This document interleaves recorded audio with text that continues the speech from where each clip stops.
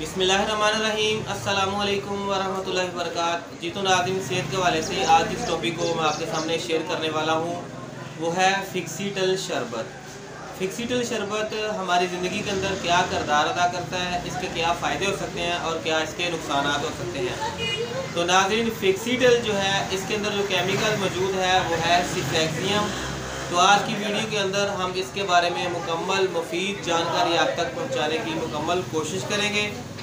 सबसे पहले जान लें कि ऐसे बच्चे सिफेक्सियम शरबत जो है ये 100 मिलीग्राम में और 200 मिलीग्राम के अंदर मार्केट के अंदर मौजूद होता है। इसके अलावा फिक्सीटल जो है शरबत के अलावा 200 मिलीग्राम में टैबलेट और 400 मिलीग्राम के अंदर कैप्सूल मार्केट के अंदर दस्तयाब होता है। फिक्सीटल जो है किन किन चीज़ों के बारे में हम कहाँ इससे फ़ायदा ले सकते हैं।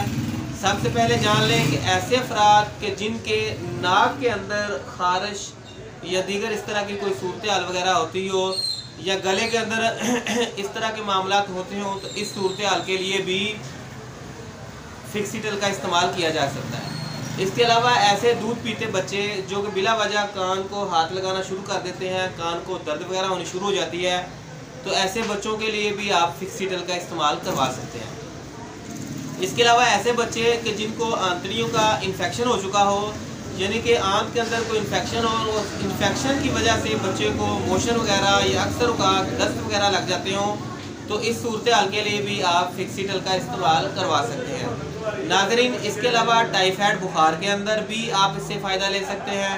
हड्डियों का इन्फेक्शन या इसके अलावा कोई जिस्म के ऊपर कोई मेजर ज़ख़म हो चुका हो, कोई इंजरी आ जाने की वजह से या कोई ऑपरेट हो जाने के बाद उस ज़ख़म को कवर करने के हवाले से भी आप फिक्सीटल का इस्तेमाल कर सकते हैं।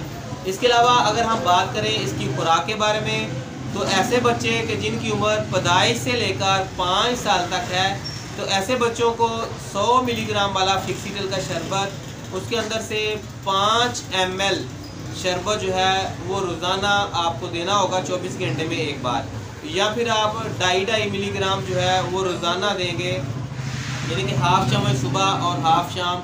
24 घंटे के अंदर 1 चम्मच जो है वो जिस्म के अंदर जानी चाहिए। नाजरीन, इसके अलावा ऐसे बच्चे कि जिनकी उम्र 5 साल से लेकर 12-13 साल तक है, तो ऐसे बच्चों को आप फिक्सीटल DS के नाम से या फिक्सीटल 200 मिलीग्राम में शरबत देंगे। तरीका खुराक का वही होगा कि 1 चम्मच रोज़ाना की बुनियाद पर देनी होगी। उसकी डोज जो है वो डबल हो चुकी होगी, खुराक आपने बिल्कुल उसी तरह देनी है। इसके अलावा ऐसे अफराद के जिनकी उम्र 12-13 साल से लेकर 25 साल तक है, तो ऐसे अफराद को आप 200 मिलीग्राम की टैबलेट रोज़ाना सुबह शाम देंगे।